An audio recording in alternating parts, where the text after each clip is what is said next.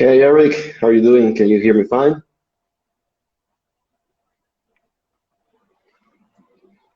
There you go. Can you hear me okay, Eric?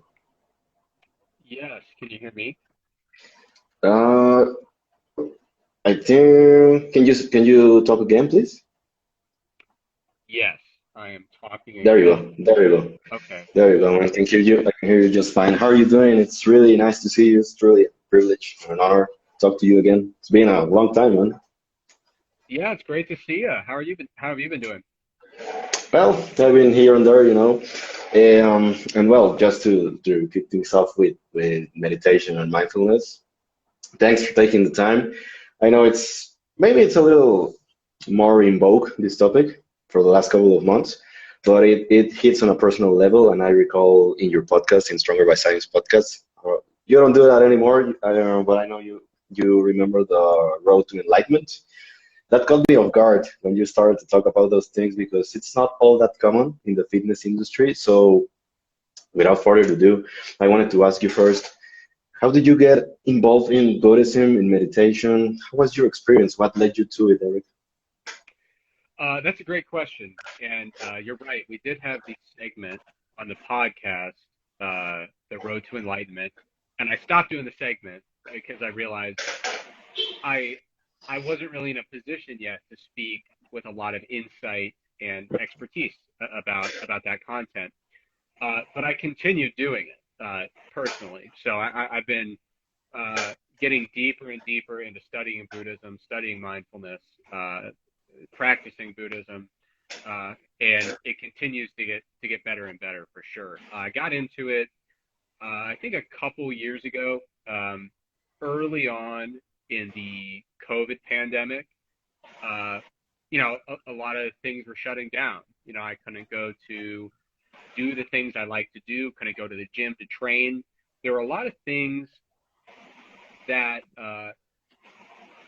when they were no longer accessible to me, I started to realize that my joy and my happiness and to some extent my sense of identity was really attached to all these external things that were outside of my control. And I'd never really thought about a scenario in which they could go away abruptly. And that started, to me, it was a really illuminating experience because I realized, wow, I didn't realize the extent to which my joy and happiness and identity were so attached to these outside things, and how much suffering it would cause to be without them. And I use suffering because that's kind of a common English translation of dukkha from Buddhist texts. And people say suffering, that sounds a bit overly dramatic, but it is a bit of a limitation of the ability to translate effectively to English. But it's a suffering that basically represents just being discontented, being unhappy, being without something that you want. The feeling of just generally being discontented. And yeah, so suffering seems like a really extreme term, but that's what it describes in Buddhism. Totally. For me, it was also a personal experience post-pandemic also. I've been dealing with some mental health issues, and we actually had a conversation a couple of weeks back with Lauren Collin, also on mental health and meditation and all that stuff.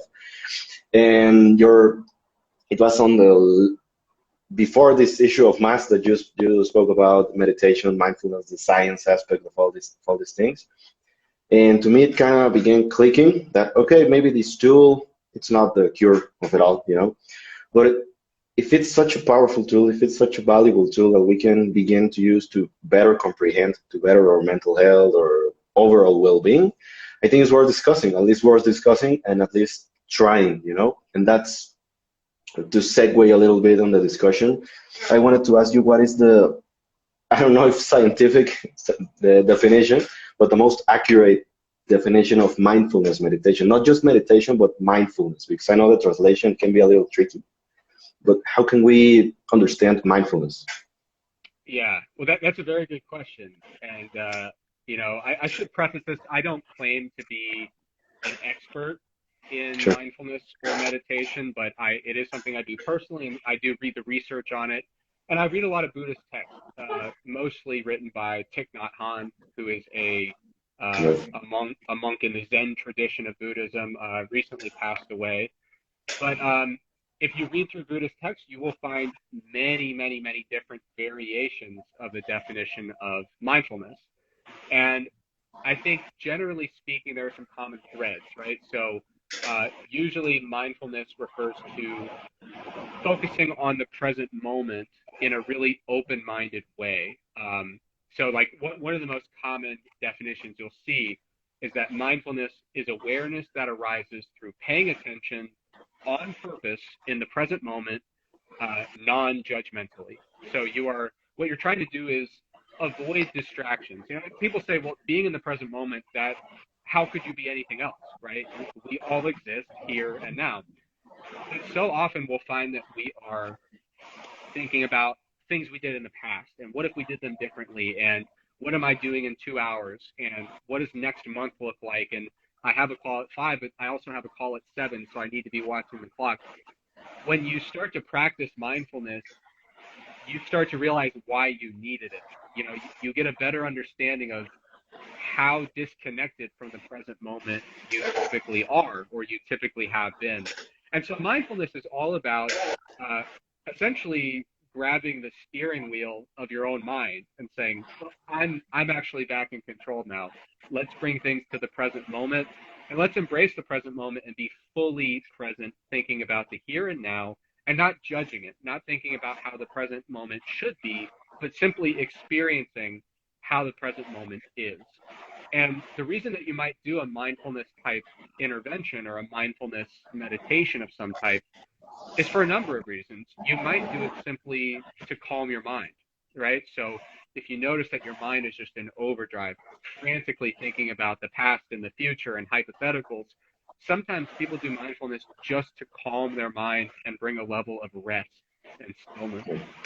Sometimes people do it to check in on their own emotions. I don't know if you've ever felt this way. I know I certainly have.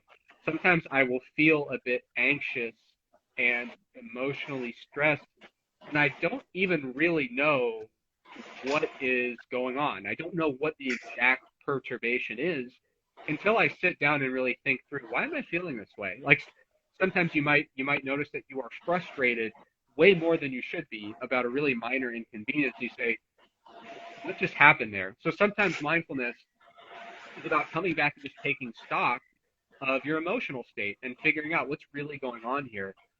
Another great use for mindfulness is, sometimes people use it to be more present and more mindful of their body sensations. So sometimes people will notice a lot of physical tension, and you can do something called a body scan meditation, where you sit or lay down and you really focus intently on how different areas of your body are feeling. And you're not trying to make your body feel a certain way. You're trying to observe how it's feeling. And sometimes you will notice some tension, some pain, some discomfort. And a lot of times part of a body scan meditation is just giving your body, essentially, for lack of a better term, permission. If you're ready to let go of that tension, let go of it. If not, that's okay too. So with mindfulness, it's really about focusing your concentration on something in the present moment, whether it's your thoughts, your emotions, your body, any variety of things, and in some cases even just a sound, right? So you'll hear about meditation practices that involve chanting or using bells, and it's just giving you something to be the focus of your attention in the present moment. And that, I don't want to get too far ahead, but I think that's one of the biggest misconceptions and errors. A lot of people think that meditation means you have to have nothing on your mind. Like it has to be an absence of thought, an absence of sensation. You are just sitting there with no sensory experience at all. That's not really the case. With a lot of different mindfulness meditation practices, the goal is to have single-minded, focused concentration. So it's often being, we talk about mindfulness of something, mindfulness of my body, mindfulness of my thoughts, mindfulness of a sound that I'm using to help me meditate. So that's a major misconception, and a lot of people think they're doing it wrong because they're saying, a thought entered my head. clearly I'm not good at meditating. It's like, that's what heads are for. They have thoughts. But with mindfulness, it's about focusing your attention very intentionally. Totally, man. And I'm glad you mentioned Thich Nhat Hanh because I also started with his lectures and stuff. But I originally started because his voice just suited me. It sounded nice. It sounded calm. And then I began paying attention to what he was saying. I also read a couple of his books, were really short. And then I came to the scientific side of meditation. How do people study this stuff? What are the outcomes, the psychological, the physiological? And then it kind of began to make a little bit more sense and possibly have an impact. I also don't want to get too ahead of myself, but have an impact in nutrition, in training, in recovery from training, and all this stuff. And it's free and it's very cool. And actually, that you mentioned it, I wanted to talk about a little bit misconceptions because for me, I had this, let's say, a couple of years of my life when I was just like straight up scientific. I don't know. Maybe I think you understand what I mean. Just science and meditation. Oh, that's like I'm not saying to be offensive, but that's some hippie stuff. Like, why would I do that? That doesn't make sense, stuff like that. The whole spiritual side's like, nah, yeah, is there any evidence on that regard?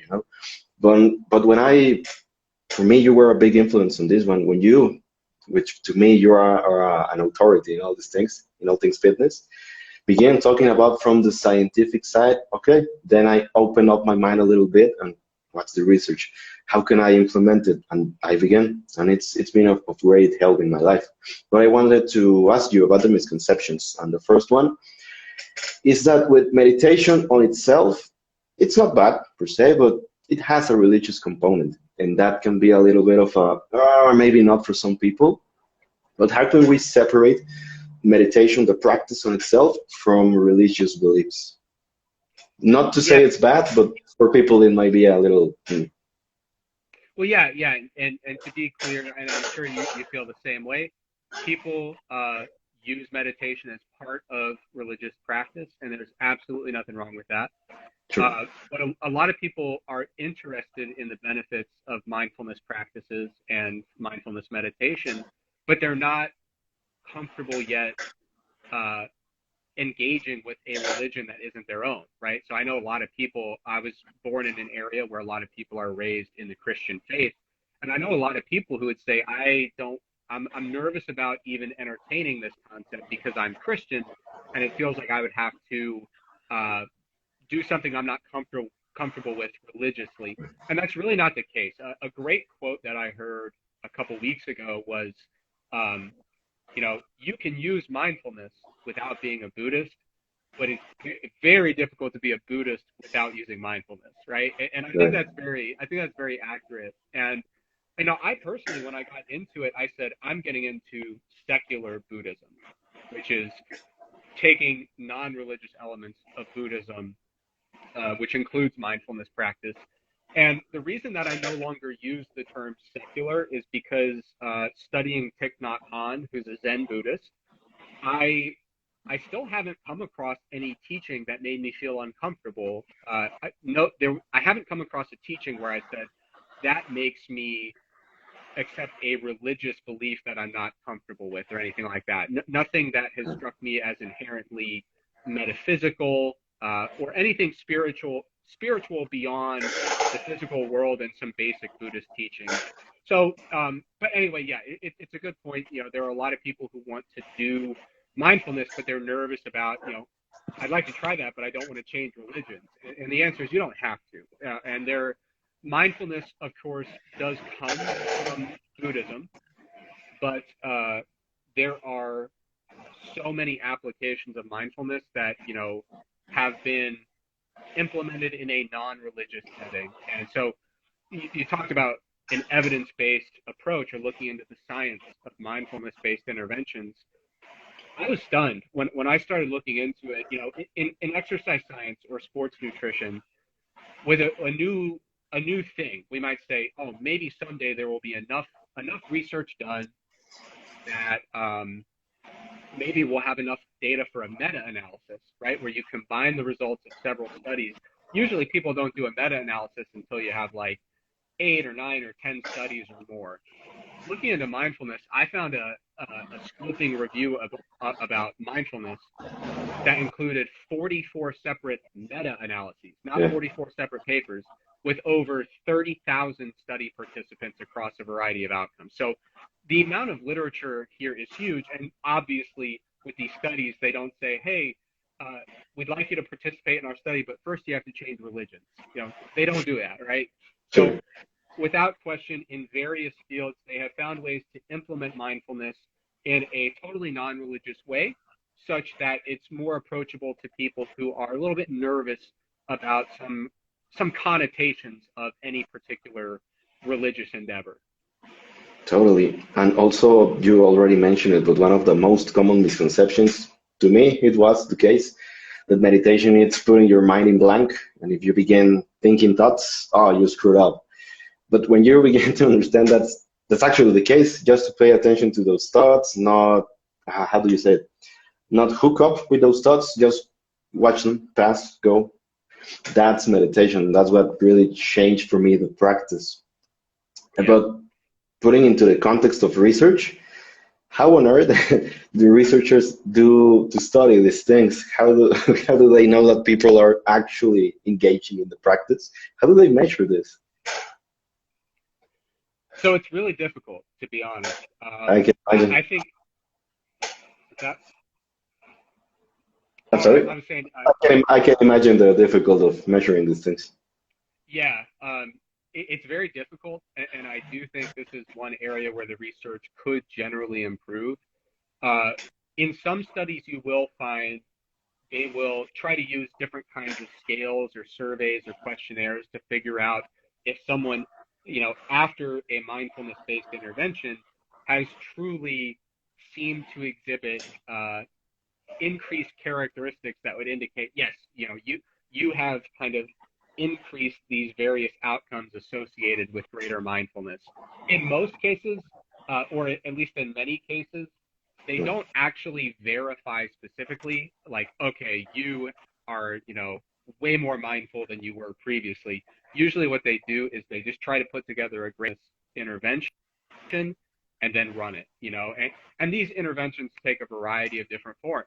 So a mindfulness-based intervention could be nothing more than just having someone relax and listening to some kind of verbal exercise where someone talks you through a mindfulness type lesson, generally trying to calm your mind and reclaim some more focused control over one's mind. So there are also interventions where they might do, for example, yoga. So yoga can be done as a mindfulness intervention if the instructor is constantly reminding you during that lesson to really exclusively focus on the sensation that you're feeling, or to bring your mental attention to your breathing, for example. It's all about focusing on physical sensations in the present moment, and using that as a way of really blocking out all of the other thoughts and distractions that might enter one's mind. And you mentioned when those thoughts enter our mind, the goal is not to block them, it's to release our grip of them, right? And so a lot of people are going to listen to this and say, yeah, I tried meditating, but all these thoughts came into my head. It didn't go super well. One metaphor that I think is really helpful, and I think even if you're not interested in Buddhism necessarily as a philosophy or religion, I think it's very helpful to study just a little bit of Buddhism to understand where mindfulness comes from. I do think it's helpful to get a little bit more context about what we're trying to achieve with mindfulness and getting back to the present moment. So, for example, the Buddhist concept of non-self becomes very helpful because you start to realize these thoughts that are entering my mind, they are not me. They are thoughts that are influenced by my environment, uh, things I've been conditioned to believe. And so when a thought comes up, I don't have to grab onto it.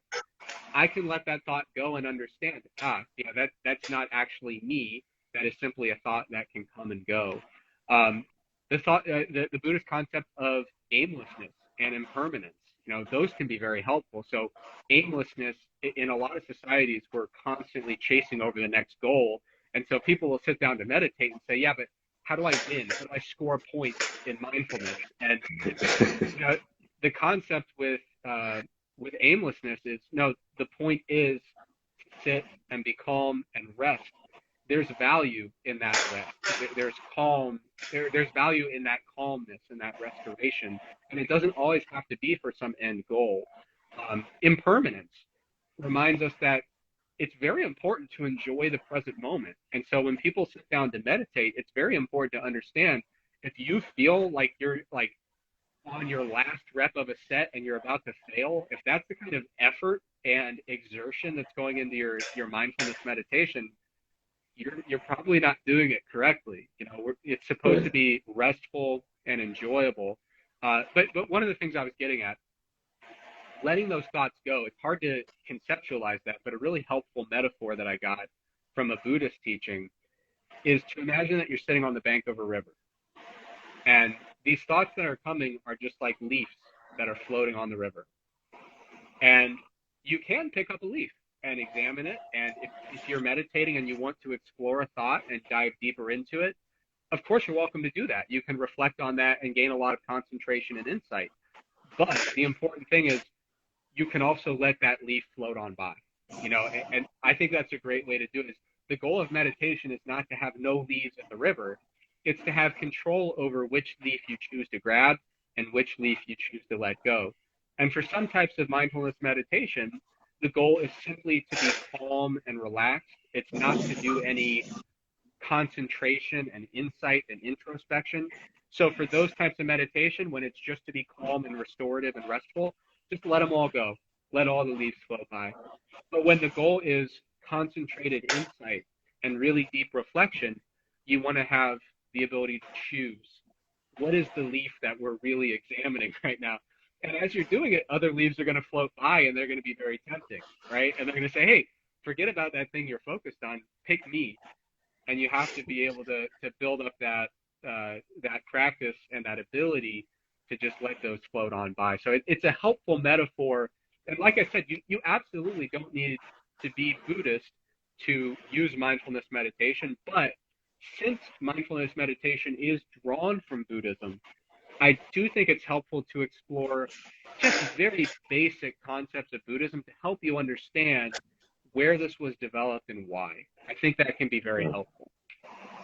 And that concept of selflessness reminded me of a guided meditation from Sam Harris. That's the app I use. I wanted also to talk to you about phone apps, but later on, if you will. The meditation that said something like, "Look for the one who's looking, and the one who's looking happens to be a thought also." And I think that's when you begin to grasp a little bit of those concepts, not as I don't know how to put it. I don't want to sound offensive, but like shamanic or stuff like this. Just selfless. This idea of self that it's also a thought. It's also a fabrication, depending on your context, on how you've been raised, on what are you living right now.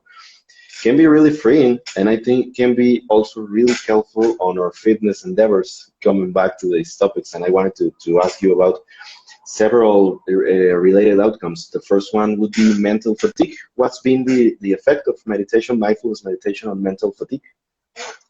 Yeah, so of all the fitness-related applications of mindfulness, I would say that this is the one with the least amount of scientific support, but it does have favorable, promising scientific support. And so what we know from mental fatigue research is that it can acutely impair performance, right? So what that means is when we do something that's cognitively very challenging, so you can think of a memory like challenge or doing like mathematics problems quickly and being forced to do them in a laboratory and you have to get them right. Like these are very acutely stressful, cognitively demanding things that can actually impair performance. And it's relevant to lifters because a lot of folks will walk right into the gym after doing a homework assignment, after a long day of work, and they will be very mentally fatigued.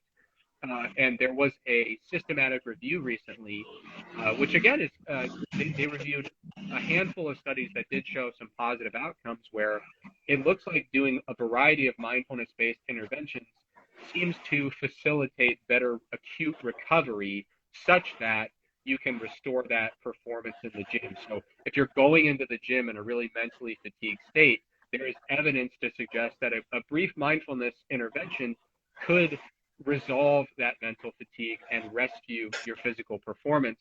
And it's very straightforward to imagine why. So like I said, with some forms of mindfulness interventions or mindfulness meditation, the goal is not deep concentration and insight. We're not trying to solve the biggest problems of our life.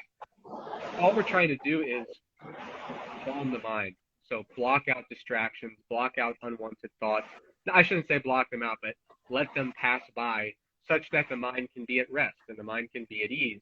And so we can look at a mindfulness intervention as the opposite of the interventions that actually cause this mental fatigue, right? So if mental fatigue is caused by these cognitively demanding, challenging, usually kind of urgent tasks that we're doing, a mindfulness exercise is a very intuitive remedy for that because it gives us the exact opposite. We sit in calmness. We aren't staring at the watch. There's no time pressure. There's no accuracy pressure like we see with these fatiguing tasks. All we're trying to do is sit and let our mind rest. And ideally, we want to let all of these stressors pass by so that we can simply focus on a very simple thing. So we want to have single-minded focus on our breath or the sensations of our body. And if we could do that, we let all that mentally draining stuff simply fade away. We let it float on by, and that can be a very restorative thing. And like I said, there's not hundreds of studies on this, but there are, I think, about 8 or 9 that have looked at this, and generally speaking, they seem to be favorable in terms of the outcomes. Totally. And in regards to eating behaviors, because, recalling a little bit of Thich Nhat Hanh's teachings, he always used to talk about mindful eating, mindful everything, Is there any evidence, or at least any research, in regards to eating behaviors and maybe possible practical applications for a fitness enthusiast? I think more so in a probably a contest prep or at least fat loss phase to mindfully eat to gain a little bit of insight on appetite, on satiety and all that stuff. So there could be some applications for mindful eating, but it's a bit complicated. So if we look at mindful eating interventions, and that's very straightforward. We talked about mindfulness of our emotions, mindfulness of our physical sensations. We can also just be mindful of the act of eating and mindful of our food. And so that usually involves taking more time, savoring the food, thinking deeply about how the food came to be, right? So you think about a piece of fruit and you can think about the rain and the sun and the soil and everything that goes into making that fruit happen, and then someone picking it and shipping it and getting to your grocery store, and then you buy. There's so much that goes into that piece of fruit getting there that has nothing to do with even savoring the flavors, the aroma, the textures, right? So mindful eating is being simply mindful of your food and the process of eating. If you look at the studies on mindful eating, it doesn't seem to be a dramatic fat loss intervention. Like, it's not like if you just tell people, hey, eat a little bit more mindfully, here's how you do it. People don't seem to automatically lose a ton of weight, but there are some findings of a little bit of weight loss. And I think what's happening there is research indicating that if you eat more slowly, that can be helpful for increasing satiety and facilitating some weight loss. And I think what could be going on is that if you eat more mindfully, you are eating slower, usually. You're probably savoring the flavors and the aromas of that food more. And between the slower rate of eating and the greater exposure time and the greater mental focus on the aromas and flavors, there's research to indicate that both of those things can facilitate greater satiety and less desire to eat later. And that could be happening. Mindful eating, of course, has applications beyond weight loss and fat loss. So the most promising findings about mindful eating pertain more to what we would consider unhealthy relationships with food. So things that are symptoms that are kind of associated with disordered eating, unhealthy eating patterns, unhealthy body image, things like that. Usually mindful eating interventions will have much more promising outcomes related to some of those other eating perspectives and behaviors. People will tend to develop a slightly more healthy relationship with food, and there's a lot more psychological benefits when it comes to mindful eating rather than just being a fat loss intervention. So the most common application for mindful eating is when someone has a really problematic set of perspectives about eating and some problematic eating behaviors that are bordering on disordered eating. And the intention with mindful eating interventions usually is not to induce fat loss, but to help someone understand and kind of reframe their perspectives about eating so that they view eating food as an enjoyable experience where you get to, without guilt or shame or anything like that, simply enjoy this food for the really special thing that it is, and recalibrate the way you view eating as something that is nourishing and enjoyable and restorative, not something that is going to cause you to gain fat and have you have all these unwanted psychological perspectives about food and eating. Man, I love all of you're mentioning because at least fitness in the last couple of years, it's been like macros, calories, rate of weight, weight loss, weight gain. But to talk about this, I wouldn't say minutia, but okay, let's go with minutia about how's the feeling of eating, how's the food tasting that we don't usually take into account that can make a difference. It's not gonna be like first placement in a bodybuilding contest, but at least it can make the process a little bit more enjoyable, a little bit more sustainable, and a little bit healthier, right? Well, yeah, and I would say this. I would say there are some people for whom a focus on mindful eating might not make them win their competition in 3 months, but it might make them win their competition in 10 years. And what I mean by that is there are a lot of Right. people who lose sight of their eating perspectives and develop so many unhealthy perspectives about food in their competition phase that they abandon fitness altogether. They have such an unhealthy relationship with food, and it reaches a breaking point, and they just don't have a sustainable ability to continue maintaining their fitness goals. They're kind of in this tug of war between being psychologically healthy and happy and being in the shape they want to be in, focusing on their physique. And I think in many cases, a mindful eating intervention can help someone have a longer career in fitness because they're still able to have calorie targets, macro targets, get lean for competitions. They can still do that while maintaining these healthier perspectives about food and eating. And like I said, there are some very minor circumstantial fat loss benefits. Like we've seen studies where if someone is distracted when they're eating, they tend to eat more because they simply don't even mentally experience the same level of flavor and aroma and things like that. So there are some minor acute influences sometimes that can facilitate fat loss. But I think the more important thing is longer term, if you develop this super unhealthy relationship with food, are you even going to be competing in 5 years, Totally. 7 years, 10 years? And so that's where I think the value is in the long term and in the psychological outcomes, not in the short term physiological outcomes. Totally, totally. And I wanted to segue a little bit into performance. What does the research say on performance, the training itself, and perhaps later on recovery from training? Because a lot of athletes talk about being in the zone, and being in the zone sounds pretty much like just focusing on whatever you're gonna do and just that.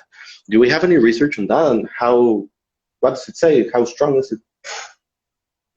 You know, I have to be honest, this is not an area of the research that I've looked into very closely. I can tell you that there are many different types of meditation, and visualization is a type of meditation. And I know that there's a lot of sports psychology research on various visualization exercises and how they influence performance, but it's not an area of research that I have had an opportunity to explore yet.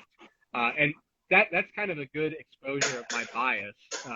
So I got into mindfulness more for mental health reasons and for just general wellness and well-being. It was not to perform better, right?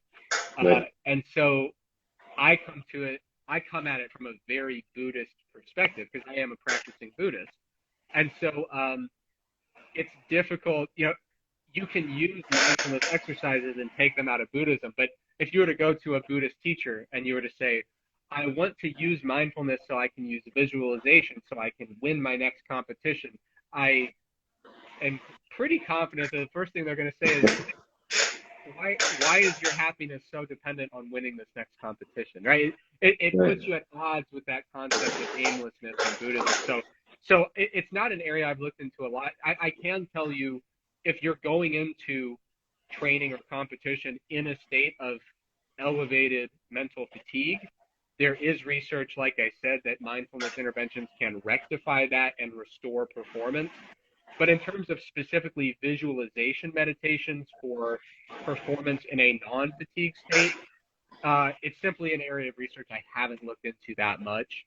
When it comes to recovery, I think that, there are multiple elements of recovery. There's physical recovery and mental recovery.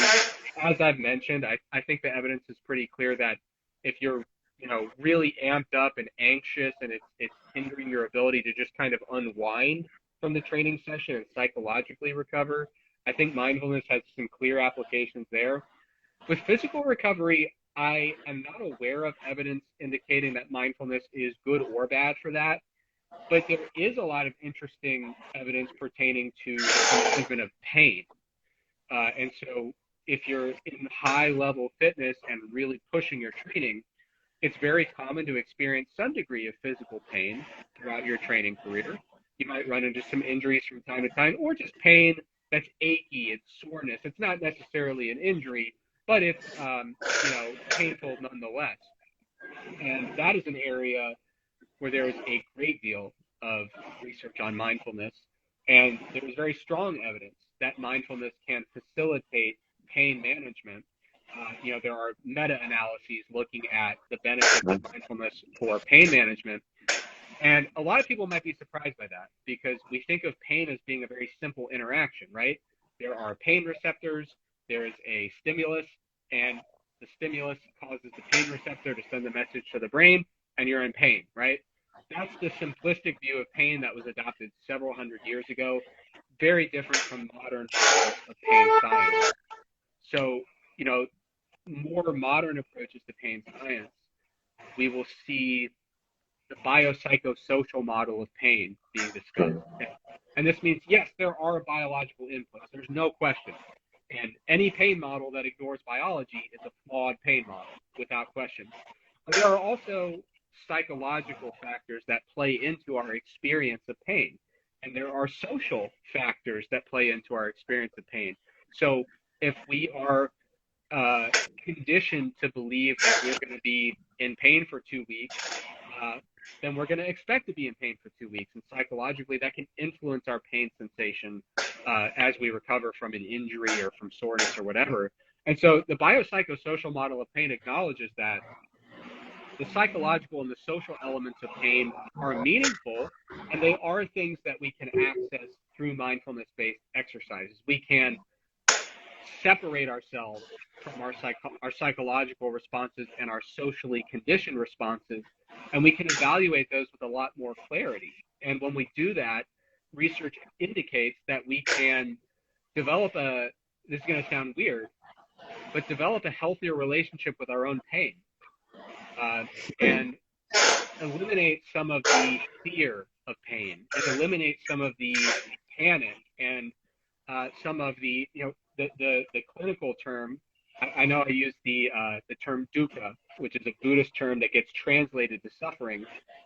But in the biopsychosocial model of pain, there's a direct acknowledgement that suffering is a part of the pain experience, and they consider it in the biopsychosocial model to be an emotional element of the pain experience. So suffering as an emotional contributor. And it's really important to recognize when we say that there are psychological and emotional contributors to pain, that doesn't mean it's all in your head. But what I can tell you is that pain is experienced in your head, right? Like when you're Totally. processing pain, that is in your head. That doesn't mean it's fake, but that is a true statement that there are psychological and social elements and emotional elements that absolutely frame our painful experience. And there's absolutely evidence that through mindfulness practice, we can start to separate the layers of pain and say, okay, of the pain that I'm feeling currently, how much of that is anxiety and how much of that is an emotional suffering because of a fairly traumatic experience that might have caused this injury? How much of this is fear that I won't get back to where I used to be? How much of this is a conditioned response because someone told me, oh, if you have that injury, it hurts more on day 4 than on day 2. And now I'm on day 4. To what extent am I simply Right. anticipating greater pain? So what we can do is start to separate the emotional elements, the psychological elements, the mentally conditioned elements. And what we can do is take the power away from a lot of those non-biological elements. And what we're left with is still pain, but it's a pain that we're not suffering from. It's a pain that we are accepting and living with. And in most cases, we can comfort ourselves with the expectation that that pain actually will subside over time, whether it's short term or long term. So in some cases, that's true. In some cases, it's a chronic pain condition, and we cannot comfort ourselves with that. You know, we can't say, oh, it'll be gone in 3 weeks, because if it's a chronic pain condition, maybe it won't. But with a chronic pain condition, what we can do is say, I am going to unravel the biological pain from the fear and the suffering such that I learn to live with this pain in a way that represents a really strong coping. You know, my ability to live with this pain is enhanced through mindfulness practice. So, yeah, very strong literature when it comes to pain. In terms of like physical recovery, like creatine kinase levels and soreness scales, I haven't seen much related to Right. that. But for pain, absolutely, yes. Man, the whole pain topic, I find it fascinating. I also came across the biopsychosocial model. I also blew my mind back in the day. That some people tend to briefly discuss as pain tends to lie. Pain is not really something that happened at the tissue level. It can be, like you said, it can be psychological, it could be emotional, it can be your whole social interaction. And in some cases, maybe even the healthcare providers, people that it's gonna tell you, oh, you can deadlift again, you can squat again, don't do this movement, and then you begin to cope with these ideas, and they are ideas, they're thoughts, they're popping in your head. They're not you, but you begin to identify with them, and your training begins to suffer. Your whole experience with fitness begins to suffer, and how mindfulness meditation can help you, like you said, cope with that and separate that. Acknowledge that, okay, at the tissue level, maybe it can take a couple of weeks to heal, and you can run some tests and stuff. But why does it still hurt if the tissue is fine? It's not biological. It sure has to be psychological. It can be emotional, and there it's, I think, where mindfulness can be so interesting. And I didn't know it's the outcome that has the most research, the most evidence, pain management, Well, I don't know if I would say the most, but there's a great deal of or evidence at in least the that strongest. area for sure. Yeah. Yeah. So when you look at the mindfulness research and where it's being applied, a lot of times you see it with emotional regulation, you see it with Right. mental health, anxiety, depression, things like that, and you see it with physical pain as well. And the reason those things get the most research is because they're very important and common mental health concern or public health concerns. And so that's where a lot of research goes, is solving the biggest problems that threaten public health. You know, so those are the areas where we get a lot of research. And like you said, I love that you brought up medical professionals in the pain conversation Yeah, because that was on that. well, sometimes we'll have a medical professional who tells us in our first visit, by the way, it's going to hurt when you walk. And then 2 weeks later, they come back and they say, hey, does it hurt when you walk? And you say, Yeah. I mean, you told me it would, so sure. And like we can kind of get convinced about certain elements of our pain experience and truly experience them because of that mental conditioning. And another Buddhist metaphor that I think is really helpful is the idea of treating our mind like a garden. Okay, and so we have all these different seeds in the garden, and some of them are very helpful, and some of them are not helpful. And with mindfulness, we have the ability to think very carefully about which seeds we want to water, which characteristics we really want to cultivate in that garden. And so when you're, for example, you go and you see a medical professional and they say, you cannot deadlift, do not squat, it's going to hurt when you walk. And then you hang out with your powerlifting buddies, and every person, when they get up from their chair, they go, and everyone in your social group everyone in your social group is constantly either in pain or talking about pain and how, well, this is just part of the business. We just beat our body up and that's how we exist. You can start to see how you're, in terms of the psycho and the social elements of that model, you're constantly watering these seeds that tell you to be fearful of your pain and concerned about your pain. And there is no escape of this pain. It will follow you around. It will be negative. And you're conditioning yourself in many cases. You're not making it up, but you are being influenced by external sources that are cultivating the wrong seeds if your goal is to move forward effectively and accept this pain and hopefully eventually recover from this painful experience. So we have to be very careful about using that metaphor, what seeds we're watering. And I think mindfulness, sometimes all I'll do in a mindfulness meditation is I'll sit down and I will first get to a really calm mental state. And then I'll think through my day and just think, not just did I have good experiences or bad experiences, but I'll think, did I cultivate, helpful mental states, helpful emotions, or unhelpful mental states and emotions? Was I watering the right kind of seeds today to put myself in a mental state where I can react really skillfully when negative things happen? Am I in a position where I am psychologically ready to accept negative things and continue to move forward successfully despite that? Like, am I prepared to weather the storm that comes with negative things that might happen? And sometimes you'll find that, I'll find myself slipping into habits where I say, of course I was more frustrated than I normally am today. I have not been doing any of the things that help me cultivate a really joyful and positive mindset. And so I don't want that to make it seem like I'm blaming anyone for having a bad day. That's not the case. But mindfulness gives us a really helpful tool that allows us to explore, are we setting ourselves up to be in the most helpful mindset we can be? I recall you fairly recently got injured, right? While running, I think you shared it on the podcast also. By Got then, injured lifting, yeah, but I was lifting. but it got aggravated running for sure. Yeah.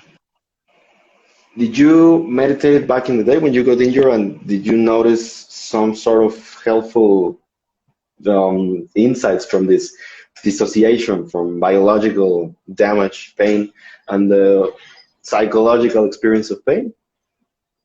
So the problem is, I noticed that with my meditation practice and my Buddhism practice, just like anything else, I have good periods of time and there's periods of time where I slip up, right? So like Right. you might be working with a client who says, yeah, I missed a couple workouts this week. I get the same way with mindfulness and meditation. And unfortunately, when I was dealing with the worst of the injury, I wasn't doing a lot of really high quality meditation practice. But since then, I have been able to, and the injury is still there. But I will say it's been very helpful. I am not, while I still have the biological factors that cause the pain, I'm not fearful of the pain. I'm not stressed about it. I have a high level of confidence that in the future it won't be a major issue. But I'm also not, I'm not in a hurry. Like I'm not rushed. I'm not, you know, one of the things that you'll often hear in Buddhism is that there's no reason to delay your own joy. You shouldn't be delaying your joy or your happiness. And so I'm no longer in a mindset where I say, in the future, my injury will be healed, and then I'll be happy because I can do the things I like. I'm very happy right now. I'm very joyful right now. And I do understand intellectually that in the future, the injury will be better. And that's great. I can be happy about that without craving it and without being attached. You know, if you were to tell me, Eric, that injury is never going to get better and you can never squat again, I would say, oh, that's unfortunate, but I can do other things, you know, and like that's a place I've never been with injury, which is a really powerful place to be. So, yeah, I have noticed a difference, but usually what I find with meditation is I will experience these types of benefits, and then the first thing I'll think is, why wasn't I doing this earlier? You know, why, Totally. you know, but yeah, so I personally, it has really changed the way I experience pain and injury for sure. Very well. And pretty much to finish off, for people that are listening that are already sold on meditation, how would you recommend to start this practice, this formal practice? Do you go by guided meditation? Do you have any sort of phone app preferences? I'm not sponsored by any one of those, Yeah. but I personally use waking up. I've been liking waking up, so I went with waking up. But how would you advise someone that comes to you? How can I begin to meditate? Because it's hard, because I have this plethora of thoughts. I don't know if I'm doing it right. Yeah. I think there's never been a better time to get into meditation because there are so many tools available.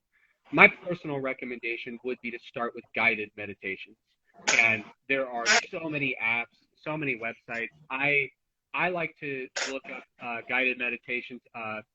Thich Nhat Hanh started Plum Village, which is a Sure. monastic community in France, and they have an app with some guided meditations that I really like, and that's a free app.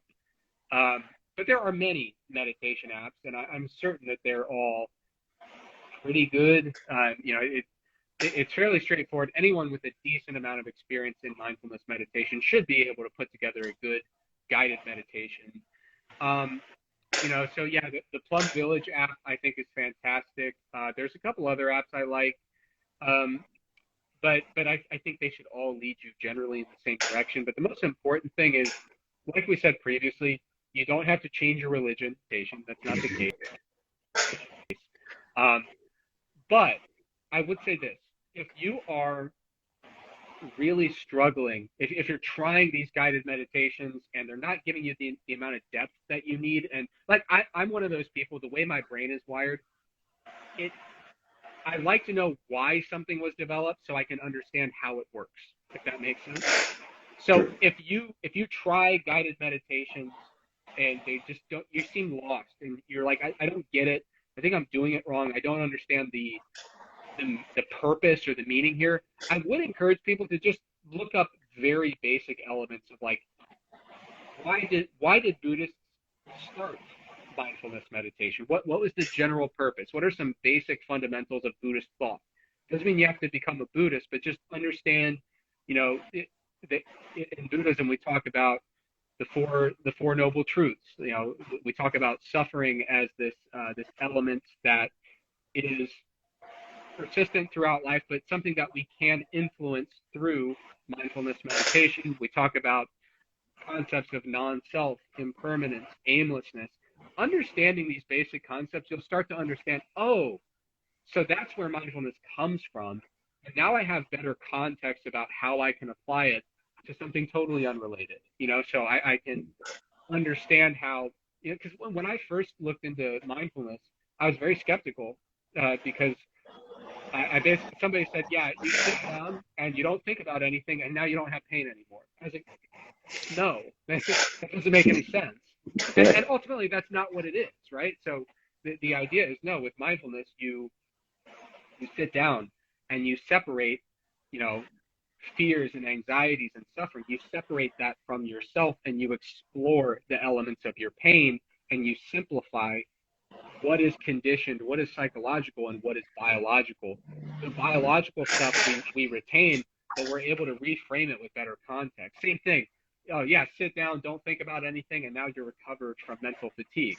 What does that mean? That's not what's happening. What we're doing is we're sitting down we're using single-minded concentration to focus on one thing calmly, without time pressure, without accuracy pressure, just focusing on one thing such that we can let all those other stressors and cognitive tasks simply dissipate, let them float away. So now we find ourselves with a mind that's more rested and more calm. So one of the reasons that I actually tried meditation in, I think, 2017, and it didn't work. It did not work for me. And it was because, first of all, I wasn't doing guided meditations. I was just sitting there thinking about how to not think, which is hard. But I didn't. I think a guided meditation would have gone better. But I also think I would have had more frame of reference and better context if I just looked into some of those basics and said, "Oh, now that I know why Buddhists developed it, I can use it even if I'm not interested in exploring Buddhism any further." And so for me personally, I have decided to explore Buddhism further, and it's been great. But mindfulness, as long as you can find a guided meditation that gets you to the point where you feel really confident that you are doing it effectively and you understand why you're doing it, in many cases, just simply using a guided meditation app should be able to get you there without any need to explore Buddhist philosophy any further. But I just would say, if the guided meditations aren't working, just tiptoeing into Buddhist philosophy can help you textualize it a little better. And for me, that was a really helpful thing. Awesome. And I also remember the first couple of times I tried meditation, I just put on some Om's, I don't know, the chant, the Om chants. And I was expecting just to close my eyes and be enlightened and stop thinking and start like floating and do it for hours, but that didn't work. It went terribly, and I thought, what am I doing wrong? How do people do this? But like you said, finding guided meditation, exploring how the meditation came to be, I think it can be really helpful or insightful. And finally, Eric, I want to thank you again for taking the time. For me, it's, again, I said to you, it's truly a privilege, an honor, and I love discussing this sort of not so common topics, at least maybe a little bit more popular, but you don't see it, let's say, like metabolic adaptation, that I'm sure you still get a lot of questions about, or hypertrophy, which are really interesting on themselves, but I think also the side of mental health, of meditation, can be a great discussion to have. So thanks for your time. I don't want to take any more of it. Hope you have a great rest of the day, and I hope we can meet again in Mexico sometime. Absolutely. Thanks so much for having me on. And if I could say one more thing. Please go ahead. If anyone who's listening, if you are listening and you're a little bit skeptical about meditation, mindfulness-based interventions, that's totally fine. This is not something that everyone needs to do. Sure. For some people, it's actually not the right thing. There are some people who already have some characteristics, like, for example, people who have a tendency to really ruminate on negative thoughts. The last thing they need to do is a focused, concentrated meditation on their negative thoughts. That's the type of thing where you would want to get with a mental health professional and explore those in a more guided capacity, not just a generic meditation app that says, oh, hey, yeah, think about that more, right? Like, there's some instances where it's not the right move. And skepticism, if you have it, that's totally fine. But for people who are interested, it is an intervention that has a lot of research, like I said, like 44 different meta-analyses. So there's a lot of research on it. It's usually no cost unless you want to buy an app, which is usually relatively inexpensive, but you can do it for free without any question. So it's a no-cost intervention as long as you can find the proper resources. And the downsides are really minimal. So for, in an industry where everybody's willing to try this supplement and that training program, this is such a minimal time investment, a minimal financial investment, usually zero financial investment, and the likelihood of an adverse event is very, very minimal. So I would encourage people with skepticism to, it's okay to have skepticism, but keep your mind open in general. There may be a time where you decide that it's worth giving it a try. Thanks for that, man. That was a great closure. So thanks again. Right. Hope to see you soon. Thanks very Bye, much. Eric. Yeah. Have a great day. Take care.